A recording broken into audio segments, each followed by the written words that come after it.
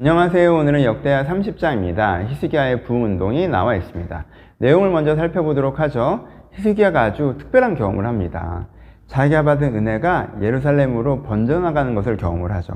자기가 속죄제와 번제를 드리고 감사제를 드리는데 사람들이 함께 그 은혜를 받으며 그들도 동일한 고백을 드리며 번제를 드리고 나와 같은 기쁨을 느끼는 것을 경험을 해요. 그래서 그들이 함께 은혜 받고 함께 기뻐하는 경험을 예루살렘에서 한단 말이에요. 그러면서 히스기야한테 소망이 생겼어요. 어떤 소망?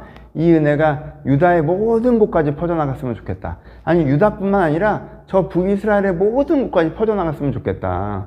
이 모든 이스라엘이 이 은혜로 회복되었으면 좋겠다라는 정말 큰 소망을 갖습니다. 여러분 그때 히스기야는 남유다의 왕이에요. 북이스라엘은 다른 나라잖아요. 그런데 거기까지도 이 복음의 은혜, 구원의 은혜가 퍼져나갔으면 좋겠다라는 이 영적인 소망을 가져요. 그런 다음에 무엇을 생각하죠? 유월절을 생각해냅니다. 유월절은 크게 두 가지 부분에서 중요하게 히스기야가 유월절을 선택해요. 첫 번째는 뭐냐면요. 유월절은 모두가 함께 복음을 고백하는 날이라는 거예요. 제사는 개인적인 것이고 유월절은 절기는 공동체적인 것이죠.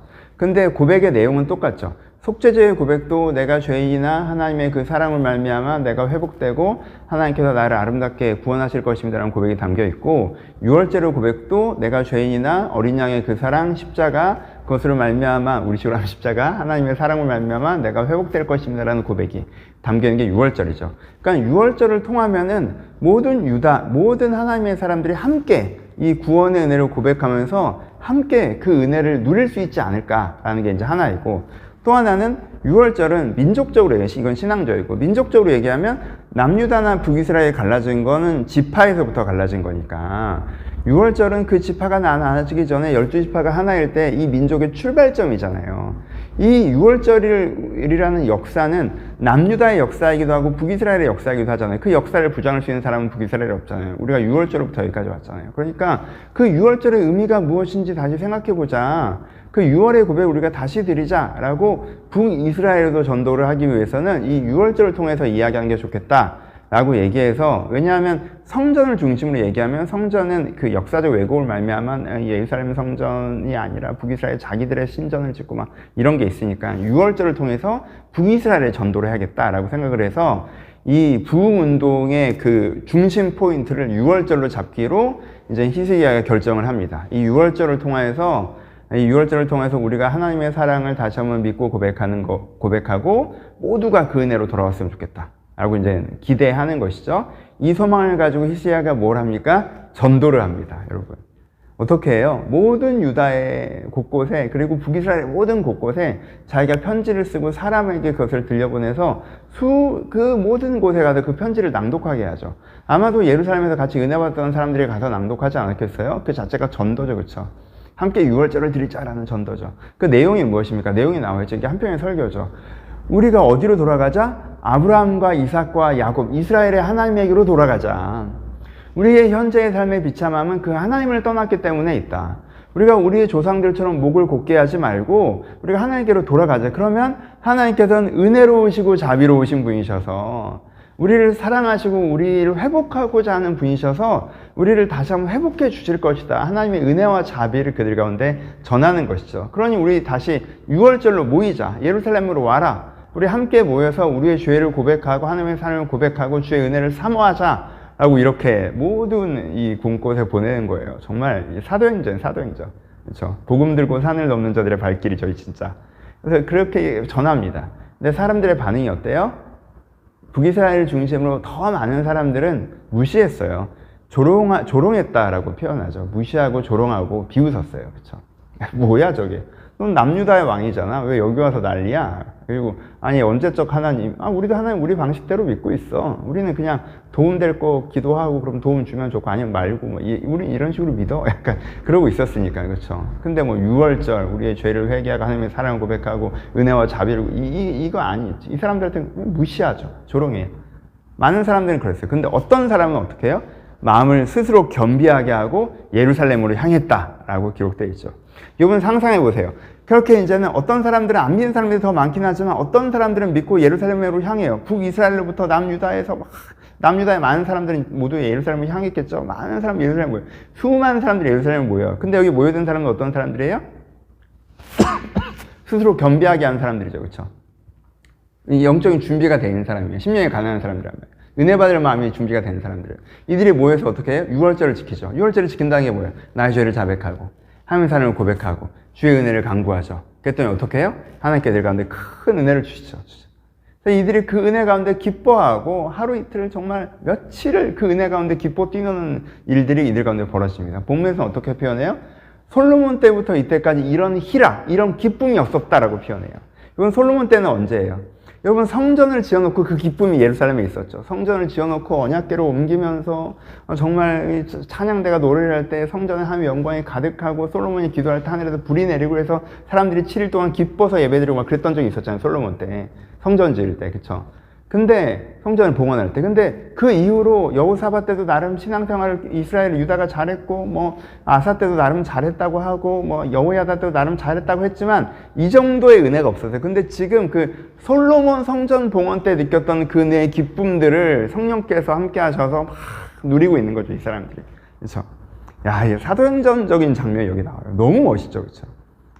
너무 멋있어요. 그래서 은혜는 정말 구약이나 신약이나 동일하구나라는 걸 깨달을 수 있어요. 그래서 어떤 일이 이런 일들이 벌어집니다. 지역적으로 하나 얘기하는 건 중간에 이 사람들이 아무래도 오랫동안 북이스라엘 사람들은 규례와 법도를 진짜 몰랐고 남유다의 사람들도 이 이전에 좀 너무 성전이 훼손되어 있었고 잘 몰랐기 때문에 그리고 제사장이나 레위인 제도들도 무너져 있어서 법도를 제대로 지키지 못한 부분이 있죠. 근데 그 부분에 대해서 하나님께 회개하니까 하나님께서 용서하시고 그 진심을 받으시면서 그 형식을 어긴 것과 상관없이 은혜를 부어주시는 이야기들도 나와 있습니다. 적용해 보죠. 먼저 신앙적인 적용을 할 수 있겠죠. 이 사도행전적 역사가 우리에게도 동일하게, 그렇죠? 우리에게도 동일하게 있었으면 좋겠다라는 게 있겠죠. 하나는 뭐예요? 속죄제, 유월절, 뭐예요? 복음이에요. 똑같아요, 여러분.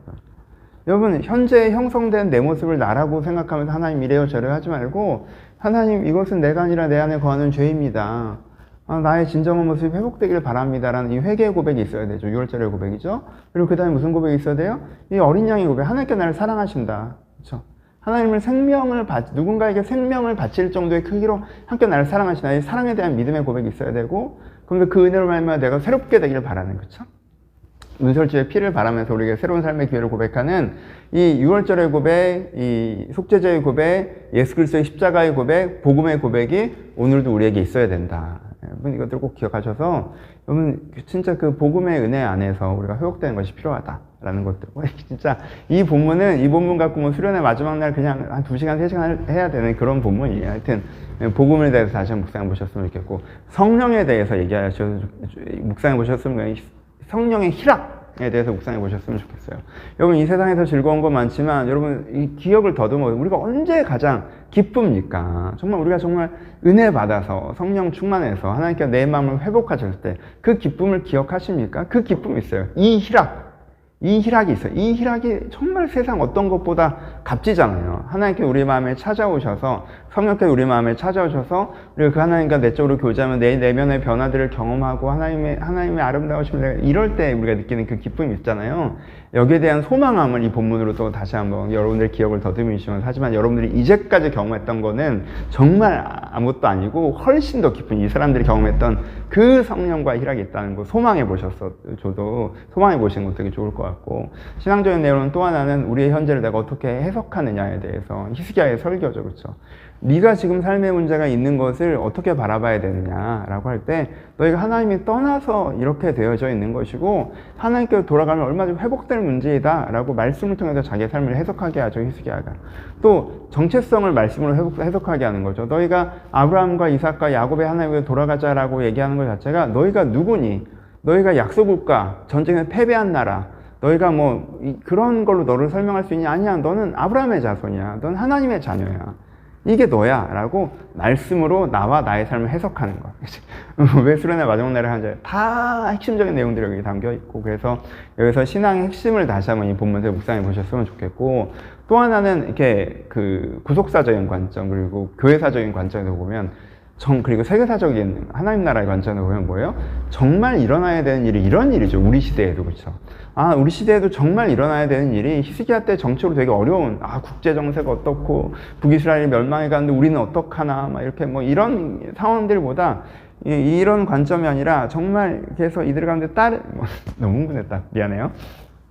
여기서 이들 가운데 벌어져야 되는 일, 어떤 정치적인 일들이나 경제적인 일들도 있었지만, 군사적인 일들도 있었지만, 그거보다 이들 가운데 정말 벌어져야 했던 일이 영적 회복의 역사라는 걸 히스기야가 알고 그것들을 이루어가죠. 그쵸? 그 부분이 되게 중요해요. 그래서 우리 시대에도 사실 다른 많은 것들도 중요한데, 영적 회복의 역사, 이 부흥의 역사가 이 시대에도 일어나야 된다. 믿는 사람들이 그냥 요담처럼 믿고, 뭐 우시아처럼 믿고, 여러분, 뭐 하나님의 법도를 지키는 것도 중요하고, 우시아처럼 하나님을 초대해서 형통을 겸하는 것도 중요하고, 그렇죠? 아마시처럼 왔다 갔다 뭐 여호사밧처럼 곳곳에 하나님의 각 사람을 가르치는 건 다 중요한데, 정말 우리 시대에 정말 일어나야 되는 일은 정말 우리가 진정한 복음의 고백, 속죄제의 고백을 드리고 유월절의 고백을 드리고 성령께서 우리 가운데 오셔서 우리를 회복하시는, 그래서 우리가 그 은혜 가운데 함께 기뻐 떨고 공동체가 회복되는 이런 일들이 이 시대에도 필요하다라는 부흥에 대한 소망. 정말 그렇잖아요. 뭐 이걸 우리가 너무 많이 듣고 뭐 부흥에 많이 하고 형식적으로 그냥 모여서 이게 하는데, 내용적으로는 정말 이런 부흥의 역사가 이 시대에도 필요하다라는 것들도 두 번째 적용해 봐야 되는 부분이고요. 세 번째는 이제 선택에 대한 이야기도 해볼 수 있겠죠. 북이스라엘 사람들이 이 히스기야의 전도를 받죠. 근데 그 중에 한쪽 사람들은 어떻게 해요? 조롱하고 비웃고 무시하죠. 그렇죠? 그래서 저 남쪽에 하나님의 위대한 일들이 벌어지고 있는데, 그 조롱하고 무시하는 사람들은 거기에 참여할 수 있었는데도요, 남쪽에 무슨 일이 벌어지고 있는지도 모르고 그냥 척박한 자기 삶을 계속 살았어요. 그렇죠? 너무 안타까운 일이죠. 그렇죠? 이 사람이 얼마나 큰 걸 놓친지 본인은 모르겠지만 엄청난 걸 놓친 거죠. 그렇죠? 그렇죠? 근데 비슷하게 못되게 살다가도 이 얘기 딱 듣고 내가 가야겠다 해서 거기 간 사람들, 그렇죠? 거기 간 사람들 어때요? 놀라운 붕의 역사를 고백하죠. 그러니까 이 부분도 이제 선택의 부분을 여러분들 한번 고민해 보셨으면 좋겠어요. 선택의 부분들. 여러분 좀 은혜의 자리를 선택하셔야 되고, 회개를 선택하셔야 되고, 그렇죠? 하나님을 선택하셔야 되고, 내가 정말 은혜의 자리를 선택하지 않고 하나님의 부르심을 선택하지 않아서 그거 되게 쉽게 조롱하고 이러지 않았나라는 마음도 되게 드는 부분이고요. 네, 그렇고요. 전도에 대한 부분도 있겠죠. 정말 히스기야의 그 편지를 들고 이스라엘 곳곳에까지 가는 사람들이 정말 복음 들고 사는 없는 자들의 발길 아닙니까? 우리도 그래서 많은 사람들은 무시와 조롱으로 반응했지만 그래도 그 사람들 복음을 전했기 때문에 몇몇 사람들은 겸비한 마음으로 돌아오죠. 그럼 여러분들이 하나님을 드러내고 복음을 전할 때 여러 사람들이 무시하고 그러니까 난 이런 거 안 해라고 하지 마시고, 여러분들이 주변에 전도해야 되는 사람들에 대해서, 그렇죠? 난 이 사람이랑 가까운 사람이니까, 가족이니까, 이 사람이 예술 믿으면 나도 좋으니까 이렇게만 좁게 내 가족주의, 내한테 친한 한두 사람만 생각하는 게 아니라 우리가 복음 전할 기회가 있을 때 말씀을 전할 수 있는 전도자가 돼야 되는 부분들도 함께 묵상해 보셨으면 좋겠습니다. 얘기할 게 너무 많은 부분이에요. 하지만 제일 큰 건 그치, 성경에서 가장 중요하고 우리가 가장 중요한 게 이 복음과 성령, 우리가 우리의 죄를 인정하고 지금도 나를 사랑하신 하나님을 우리가 믿고 고백하고 그 사랑을 내면에 경험하면서 내가 변화되고 회복되어지고 그 기쁨을 누리는 이것이 우리가 가장 소중하다. 이것을 내가 놓치고 있지는 않은지 다시 한번 기억하시고 이 은혜가 회복되는 계기 오늘이 되셨으면 좋겠습니다. 감사합니다.